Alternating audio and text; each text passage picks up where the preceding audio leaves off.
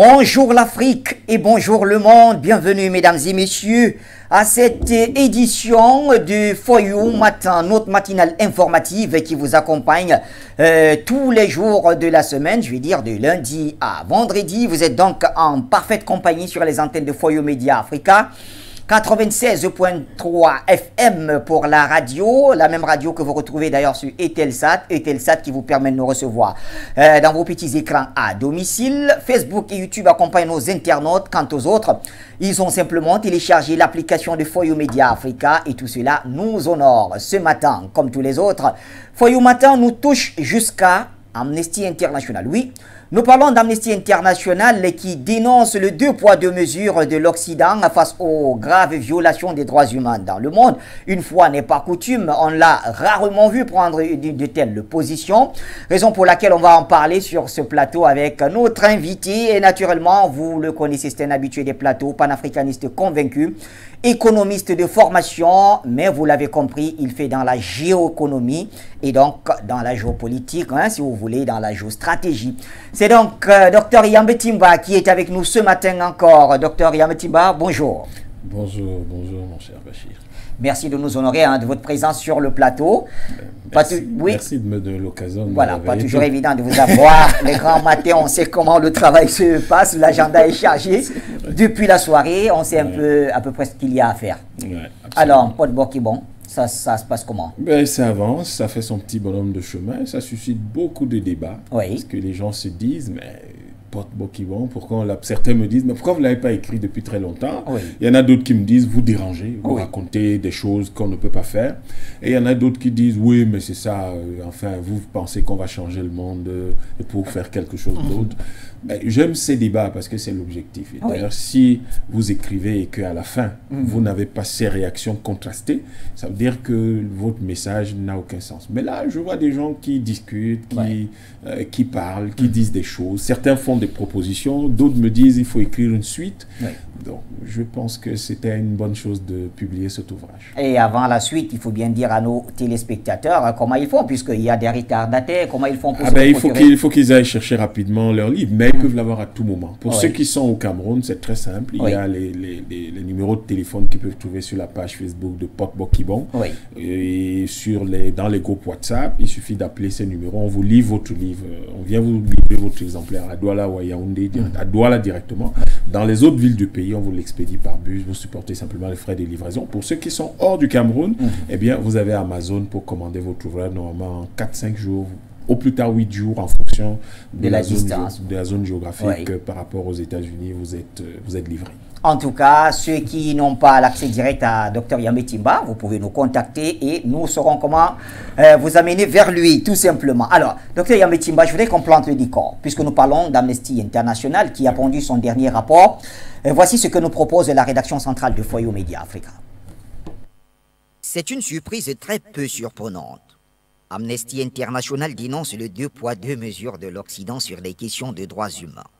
Dans son rapport annuel, l'ONG dénonce le manque déplorable d'action de l'Occident dans des conflits hors Europe, alors que l'Ukraine montre ce qui peut être fait dès lors que la volonté politique existe.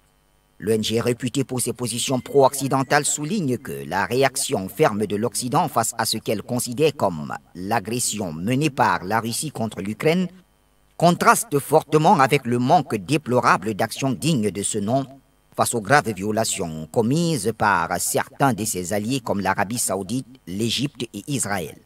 Elle pointe notamment l'incapacité de la communauté internationale à s'unir autour d'une application systématique de la protection des droits fondamentaux. Amnesty International pointe aussi le silence assourdissant sur le bilan de l'Arabie Saoudite en matière des droits fondamentaux, ce qui permet à ce pays, tout comme à l'Égypte, d'échapper aux critiques sur leur bilan en matière des droits humains. Selon l'ONG, le royaume saoudien a renvoyé de force des dizaines de milliers de migrants éthiopiens après les avoir détenus arbitrairement dans des conditions inhumaines, uniquement parce qu'ils n'avaient pas de titre de séjour valide. Parmi ceux-ci, de nombreuses femmes et enfants qui fuyaient le conflit dans leur pays. Amnesty dénonce également des actes de torture et d'autres formes de mauvais traitements. Quant aux Palestiniens de Cisjordanie, l'année 2022 a été la plus meurtrière de la décennie pour eux. Au moins 151 personnes, dont plusieurs dizaines d'enfants, ont été tués par les forces israéliennes selon l'ONG et des projets d'extension drastique de colonies illégales ont été menés par Israël. Amnesty dénonce le comportement de nombre de gouvernements occidentaux qui, au lieu d'exiger la fin de ce système d'apartheid, ont préféré s'en prendre à celles et ceux qui la dénonçaient. À écouter et à lire tout ce que vient de pondre Amnesty International, l'Africain normal s'exclamerait en se demandant « Mais de qui se moque-t-on » Voilà, merci donc à la rédaction centrale de Foyo Media Africa, Dr Yambe Timba. Alors, avez-vous été surpris par ce rapport d'Amnesty International? Il s'agit du rapport 2022-2023 qui, quand même, et on le disait en début de cette émission, une fois n'est pas coutume, Amnesty s'en prend quand même à l'Occident, à la grande communauté internationale. En 1870, en France, il y a un roi qui s'appelle Louis XVIII. Oui. Et ce roi, naturellement, on s'attend à ce qu'il défende les valeurs de la noblesse, mais surtout, il y avait un problème, c'est qu'il va donner l'impression d'être contre les valeurs de la noblesse et de suivre le cours des valeurs de la bourgeoisie montante qui voulait, après la Révolution, n'arrivait toujours pas à stabiliser définitivement la France. Et après l'épisode Napoléon, il y avait une vague à l'âme. Et donc, il va donner le sentiment d'être contre la noblesse, donc d'aller à contre-courant de ses propres valeurs. Et de pouvoir donc sauver ce qui pouvait l'être de la France parce qu'elle venait d'être battue par l'Allemagne ou était en train de faire... Bref, il y avait un conflit avec l'Allemagne. En fait, ce roi n'a jamais rien d'autre défendu que les valeurs de cette classe sociale à laquelle, au fond, la royauté appartenait depuis la Révolution française en 1789. Les bourgeois. Les bourgeois. La royauté, c'était en bourgeoisie. Donc, Amnesty International, mais c'est très amusant. C'est extrêmement drôle. Mais ils ne défendent rien du tout. Il n'y a rien de nouveau. Au contraire, quand vous grattez un peu, vous sentez une défense terrible de l'Occident, encore plus ferme de l'Occident. En fait, Amnesty International est en train d'avertir l'Occident, de leur dire, attention les gars, ça va mal se passer si vous continuez comme ça. Il faut resserrer un peu vos positions sur un certain nombre de choses qui ont permis qu'on puisse bien vivre au cours des siècles précédents. C'est en fait ce qu'Amnesty International fait. Je prends un exemple pour illustrer. Ils disent, oui, mais l'Arabie Saoudite a renvoyé des dizaines, des centaines de femmes éthiopiennes, certaines étaient même enceintes, avec des petits-enfants. Ils sont sérieux là? Ils sont en train d'aller critiquer l'Arabie Saoudite alors que c'est eux qui ont provoqué la guerre en Éthiopie. Mais attendez, mais de quoi parle Amnesty International? C'est les Occidentaux qui créent la guerre, provoquent la guerre qui a eu en Éthiopie, puisqu'ils font la guerre économique à la Chine. Donc ils provoquent une guerre, ils la financent, ils la filment, ils en font la promotion, et Amnesty International va critiquer plutôt l'Arabie Saoudite. En fait, c'est ça le problème. Donc, vous avez en réalité... Alors, vous estimez que dans sa dénonciation, l'ONG indépendante gère plutôt les conséquences au lieu des causes des crises? Non, deux choses.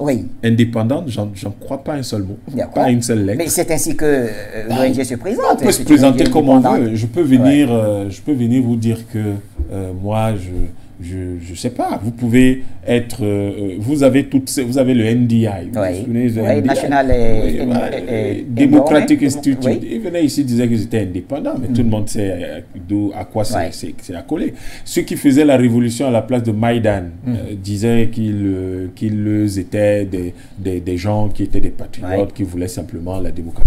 Mais on sait qui finançait ça en arrière-plan.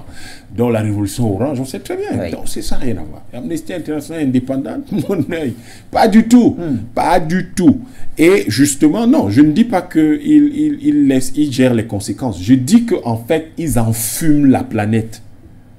Ils enfument totalement la planète. Ils savent très bien de quoi ils parlent. Ils savent très bien que ce qu'ils disent, par exemple, très spécifiquement, puisqu'ils mettent côte à côte l'Éthiopie et le Myanmar, ce qui est très intéressant, parce que le Myanmar dit « je ne veux pas de la culture occidentale ». Nous n'en voulons pas. Ce que nous voulons, c'est vivre comme chez nous. Oui. Et vous avez deux choses qui sont arrivées dans notre pays qui sont des choses qu'on n'accepte pas. Il y a l'islam et il y a la culture occidentale. On n'en veut pas. C'est très simple. Si des gens sont à dire qu'ils ne veulent pas l'islam, je crois que de deux choses l'une. Puisque vous vous souciez tant des musulmans qui y sont, et nous avons tous le devoir de nous soucier de tous les êtres humains, ce que nous pouvons faire, c'est par exemple, soit de déplacer ces gens-là, de les accueillir. On a bien vu en 1917 la déclaration Balfour, les Européens qui estimaient que les Juifs étaient en danger en Europe, ils ont voulu leur créer un foyer en Ouganda.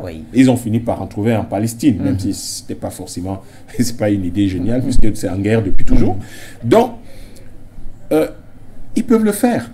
Nous estimons que, nous les Africains estimons que on n'a pas à exterminer les gens au nom de leurs croyances, parce que nous avons accueilli tout le monde. Ça, c'est africain. C'est purement africain. Nous sommes l'origine de l'humanité. Les gens, tous là, au fond, pour nous, ce sont des expressions de ce que nous sommes tous. Mais nous disons que si nous avons en face de nous des gens qui sont fermes sur une certaine chose, eh bien, ce que nous pouvons, nous sauvons ces gens-là en les amenant ailleurs, par exemple. Les États-Unis, c'est immense. Il y a les grandes plaines américaines. On peut bien y trouver 10 000 km² et implanter tous les musulmans Rohingyas, par exemple. On peut également trouver le moyen de négocier avec le gouvernement du Myanmar pour éviter ça. Mais le fond du problème, Amnesty International n'en parle pas. Le fond du problème, c'est la colonisation de cette zone par les Anglais. C'est le fait que ces gens ont été colonisés par des Occidentaux qui crée le désordre qui est là aujourd'hui. Souvenez-vous de ce que je disais à propos du Burkina Faso. Nous, les Africains, ne sommes pas responsables de la violence qu'il y a en Afrique aujourd'hui parce que nous ne l'avons pas créée. Ce n'est pas nous qui avons imaginé la traite négrière ou la traite arabo-musulmane, n'ont pas imaginé la colonisation ou le néocolonialisme. Donc, les conséquences de tout cela, nous ne pouvons pas en être responsables. Il y a beaucoup de choses qu'on peut reprocher aux Saoudiens, mais je suis désolé. Si vous leur reprochez les conséquences de la guerre que vous avez créée en Éthiopie, il ne fallait tout simplement pas la créer. C'est comme ces gens qui se lèvent et qui donnent des leçons au Mali et au Burkina, qui veulent lutter vigoureusement contre le terrorisme dans le Sahel. Ils leur donnent des leçons en oubliant qu'il faut plutôt aller donner des leçons à ceux qui ont détruit la Libye. Quand la Libye était là, est-ce qu'il y avait ces problèmes? Donc, vous avez en fait une organisation inféodée totalement qui est à la commande, qui est au service d'un certain nombre d'intérêts au niveau international et qui essaie d'enfumer les gens en disant, parce que le conflit, ce qui se passe en Ukraine est tel que tout le monde est obligé de reformuler ses positions aujourd'hui. Alors justement, voici ce qu'Amnesty dit dans son rapport annuel. Elle dénonce le manque déplorable d'action de l'Occident dans des conflits hors Europe, alors que l'Ukraine montre ce qui peut être fait dès lors que la volonté politique existe. Non, c'est le début de la phrase qui est intéressant. Le manque de volonté de l'Occident. En fait, ça veut dire qu'Amnesty International ne parle que de l'Occident. Donc pour eux, pour que le monde, ce qu'ils appellent l'application des valeurs universelles dans leur rapport, donc pour qu'on applique les valeurs universelles, il faut que ce soit l'Occident qui le fasse. Mais l'Occident va appliquer les valeurs de qui? Les valeurs occidentales, mais le reste du monde n'en veut pas. Le reste du monde ne veut pas des valeurs occidentales parce que c'est Sarkozy qui le dit. L'Occident, c'est un monde sauvage, brutal, violent. Et le monde ne veut pas de cette violence. Le monde ne veut pas de cette brutalité. Le monde ne veut pas de cette sauvagerie. Alors donc, Amnesty International, sous le couvert de ce qu'ils donnent l'impression, en fait, ils utilisent des formules qui vont embrouiller les gens. 2 poids, 2 mesures. Dès qu'on dit ça comme ça, les gens vont se dire, ah ouais, ils ne dénoncent rien du tout. Ils sont en train de dire à l'Occident que l'Occident n'en fait pas assez. Ils sont en train de dire à l'Occident, faites attention parce que si l'Arabie Saoudite commence à prendre des décisions qui ne sont plus sous votre contrôle, ça veut dire qu'en fait quelque chose commence à vous échapper. D'ailleurs, dans leur rapport, ils disent quelque chose de très drôle. Il ne faut pas que certains membres du Conseil de sécurité de l'ONU continuent d'utiliser leur droit de veto sans contrôle. Tout à fait. Donc, il y a 2 camps parmi les membres permanents du Conseil de sécurité. Ceux qui sont censés contrôler les autres et ceux qui sont censés être contrôlés par les uns. Mais il y a quelque chose qui ne va pas. Donc, vous voyez que quand vous décryptez le rapport sous le prisme des rapports de force au niveau mondial, en sachant très bien qu'Amnesty International n'a jamais été une organisation indépendante, mais une organisation aux ordres. À eux de nous prouver que c'est le contraire. Sauf que j'aimerais bien les voir s'exercer à ça. Mais quand ils prennent le cas de l'Arabie Saoudite particulièrement, au-delà des questions religieuses, sur le plan stratégique, est-ce que l'Arabie Saoudite ne figurait pas dans ce rapport juste parce qu'elle est de plus en plus en train de changer de cap? Merci. Mais c'est de ça que nous parlons. Oui. En fait, l'Occident, c'est pour ça que je dis, ils disent à l'Occident, l'Arabie Saoudite, faites attention, est de plus en plus hors de contrôle. C'est ça en fait. Oui. Donc on attire l'attention là-dessus et aujourd'hui, au fond, ils n'arrivent plus à rien dire, par exemple, au Myanmar. Est-ce que les Occidentaux parlent? Est-ce que le Myanmar les écoute? Non. Même pas. Donc, ça ne veut pas dire que nous estimons que le gouvernement du Myanmar est parfait, mais nous disons qu'il y a des pays qui ont atteint un niveau de puissance et de souveraineté, ou tout au moins de conscience de leur souveraineté, que ces gens n'écoutent même plus l'Occident. Et tout le rapport de Amnesty International va dans le sens d'attirer l'attention, de tirer la sonnette d'alarme pour l'Occident en leur disant « Le monde vous échappe de plus en plus. Vous n'arrivez plus à contrôler certains membres du Conseil de sécurité des Nations Unies, certains membres permanents du Conseil de sécurité des Nations Unies. Vous n'arrivez plus à contrôler l'Arabie Saoudite qui peut se permettre d'expulser. » Mais de quels Éthiopiens on parle? Des Éthiopiens qui, eux, étaient ceux qui soutenaient la guerre là-bas et donc voulaient justement qu'on se débarrasse du gouvernement actuel qui essaie de développer le pays et qui donc sont pour l'essentiel des gens qui étaient acquis à l'Occident. Et donc, Amnesty International va dire oui, mais ces gens-là, on mérite de les défendre. Mais pendant qu'on y est, pourquoi ils n'ont pas parlé du Yémen dans leur rapport? Pourquoi ces gens-là n'ont pas parlé des Afghans? Pourquoi ces gens-là, quand ils parlent des Palestiniens, ils disent ils font beaucoup plus oui, il dit le Palestinien du Cisjordanie, l'année 2022 a été la plus meurtrière de la décennie, avec 151 personnes, dont plusieurs dizaines d'enfants. Ils ont été tués par les forces israéliennes et donc selon l'ONG, et des projets d'extension drastique de colonies illégales ont été menés par Israël. Eh bien, alors, mais quand il parle justement des Palestiniens dans ce sens-là, sachant qu'Israël est plus proche de l'Occident que la Palestine, est-ce qu'il n'y a pas quand même une volonté de dénoncer? Pas du tout. Rien du tout. Ouais. Lisez entre les lignes. Ils disent c'est l'année la plus meurtrière de la décennie. Oui. Bon, pendant les 10 années précédentes, est-ce qu'ils ont dénoncé ça? Pas du tout. C'est parce que aujourd'hui, lorsqu'ils regardent, ils se rendent compte que même Israël est en train de basculer, parce qu'Israël se rend compte que, certes, ils doivent rester stratégiquement liés à l'Occident. Oui. Le problème, c'est que sur le plan économique, ça commence à être de plus en plus difficile. C'est le genre de reportage qu'on ne fait pas, que nos télévisions ne montrent pas chez nous et on ne s'en rend pas compte. Mais Israël est en situation économique très compliquée. Oui. Et pire, Israël a perdu la main par rapport au Liban et par rapport à la Syrie à côté, particulièrement par rapport à la Syrie. Oui. Ce qui veut dire que les contestations vont devenir... Parce que derrière le fait qu'il y ait 150 morts, il y a quelque chose que Amnesty International ne dit pas. C'est que la contestation d'Israël est de plus en plus violente. Elle est de plus en plus violente, de plus en plus intense. Parce que, ayant perdu la main sur la Syrie et sur le Liban, les Palestiniens se rendent bien compte que, en fait, le monstre qui est là n'est pas invincible. Du coup, les actions sont de plus en plus nombreuses contre les colonies, de plus en plus nombreuses contre les villes, et la Palestine, attention, pourrait accéder aux fameux drones iraniens. En fait, c'est ça le fond du problème.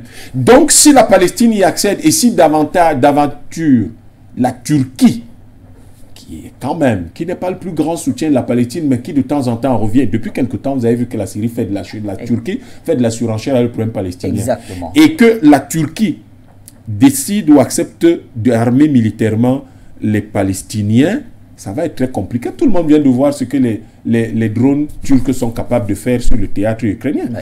Donc, en fait, la sécurité d'Israël aujourd'hui est de moins en moins garantie par le parapluie occidental. C'est ça que Amnesty International est en train de raconter. En fait, tout le blablabla autour des morts, c'est pour dire, attention, le navire prend l'eau.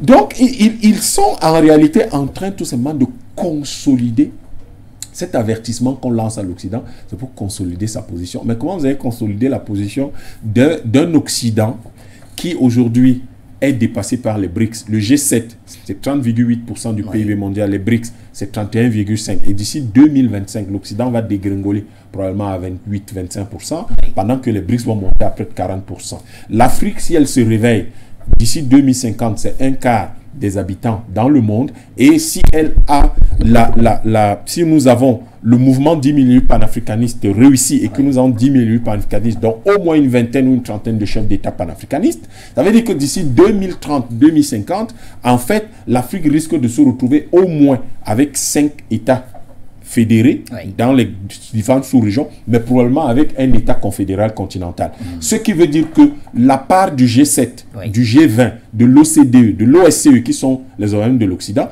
risque de chuter à moins de 15% du PIB mondial. Parce que, évidemment, le reste du monde se sera consolidé dans le cadre de l'option multipolaire, du multipolaire, qui est portée aujourd'hui par la Chine, la Russie, les BRICS de manière générale, mais d'une manière beaucoup plus subtile et constructive encore par les panafricanistes. Ce qui veut dire que tout ce que Amnesty International raconte, en fait, c'est des craintes qu'elle exprime, et ces craintes-là, il les masque. C'est les think tanks, c'est ce que pensent les think tanks européens et occidentaux, c'est ce que pense la diplomatie occidentale, et Amnesty International reprend tout simplement ces peurs-là. Très bien. Alors, avant de ressortir définitivement de cette tranche d'antenne, Dr Yambé Timba, Amnesty International a aussi parlé de votre pays, le Cameroun, dans son rapport, et dans lequel elle estime quand même que les violations des droits humains sont allées crescendo au Cameroun. Cette année encore, c'est allé un peu plus grandissant, citant par exemple le nord-ouest et le sud-ouest, où les groupes armés commettent des violations graves des droits humains sur les habitants de ce côté-là, mais pas seulement eux. Elle cite aussi l'armée camerounaise qui, selon elle, contribuait à sa manière à violer les droits humains, mais également dans l'extrême nord du Cameroun. Alors, un mot là-dessus, peut-être avant de refermer. Je pense qu'Amnesty International, je vous l'ai dit, c'est normal qu'ils disent ce genre de bêtises. Vraiment, j'assume mes propos, des bêtises. Quand je dis ça, pourquoi est-ce que j'insiste sur une chose pareille? J'insiste sur cela parce que Amnesty International, encore une fois, ils sont sur les conséquences des actes qui ont été posés par les Occidentaux. Mais tout ce qui se passe au Cameroun, nord-ouest, sud-ouest, ce n'est pas l'Occident qui a provoqué ça lorsqu'ils ont refoulé pratiquement Oumyové en 52 de l'ONU, lorsqu'ils n'ont pas respecté le mandat de tutelle qu'ils ont écrit et signé tout seuls en 46 et qui devait s'achever en 56. Ce n'est pas lorsqu'ils ont dit à Oumyové les deux revendications qu'il avait, ils ne les acceptent pas, à savoir la première étape, la réunification du Cameroun, la deuxième étape, l'indépendance du Cameroun. Ils ont refusé ça. Et c'est à cause de ça aujourd'hui que nous nous retrouvons avec ce conflit totalement inutile qui nous fait perdre nos amis, nos cousins, nos cousines, nos oncles, nos tantes, nos soeurs, nos frères, etc. alors que nous n'en avions pas besoin.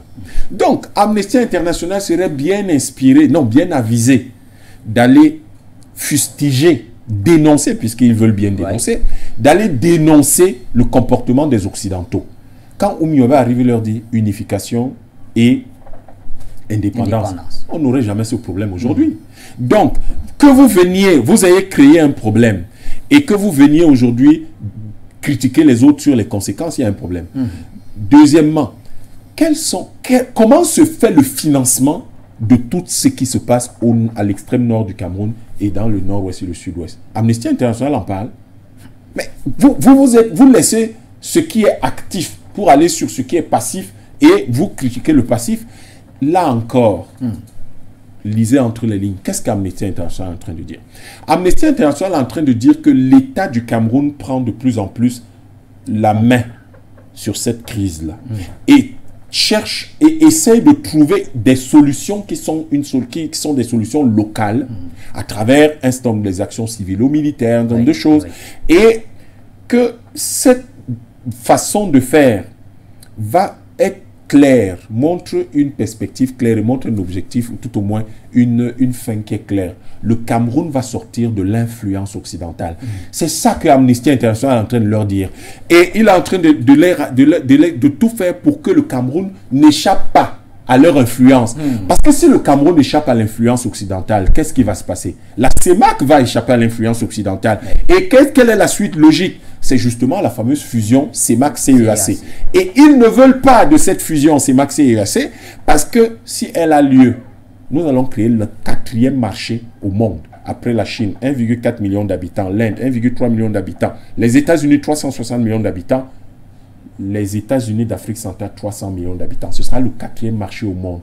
Mais attention, ce sera un espace qui va représenter près de 8%, entre 8 et 10% de toutes les matières premières exportées dans le monde. Tout à fait. C'est très grave. Ça veut dire qu'il y a des choses en fait qui vont leur échapper et tout d'un coup, Amnesty International leur dit, vous savez, nous on a fait nos recherches sur le terrain. Vous savez que nous sommes votre meilleure centrale de renseignement. Donc ce que nous avons ramené, c'est que vous avez un pays en Afrique qui s'appelle le Cameroun qui est en train d'échapper à votre contrôle.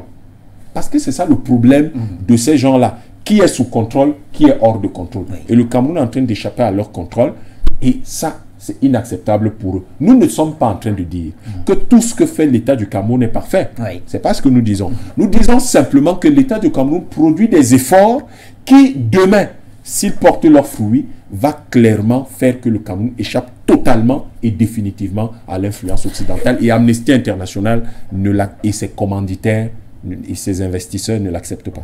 Merci, Dr Yambé Timba, pour cette grande contribution à la matinale de Foyou. C'est donc Foyou Matin. Alors, bonne suite et bonne journée à vous. Hein. C'est moi qui vous dis merci et bonne journée, ainsi que tous vos auditeurs et téléspectateurs. Voilà, c'était donc l'échange avec l'invité de ce jour. Bonne suite des programmes sur les antennes de Foyou Média Africa.